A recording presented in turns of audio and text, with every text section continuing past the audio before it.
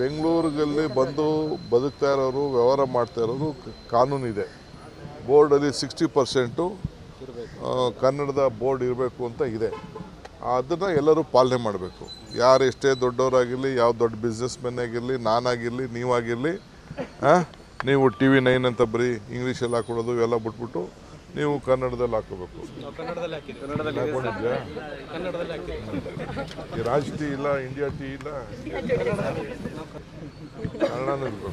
Okay sir, ಈಗ ಹಿಜಾಬ್ ವಿಚಾರದಲ್ಲಿ ಎಲ್ರಿ ನಾವು ಅದೆಲ್ಲ ನಾವು ಯೋಚನೆ ಮಾಡಿಲ್ಲ, ನೀವೇ ಅದನ್ನು ದೊಡ್ಡದು ಮಾಡ್ತಾ ಇದ್ದೀರಿ. ಮುಖ್ಯಮಂತ್ರಿಗಳು ಹೇಳಿದ್ರಲ್ಲ ಸರ್, ಚರ್ಚೆ ಬರ್ತಾ ಇದ್ದಾರೆ, ಕೇಳ್ತಾರೆ ಅಂತ ಹೇಳ್ತಾರೆ. ಎಲ್ಲ ಅದು ಎಲ್ಲಿದೆ?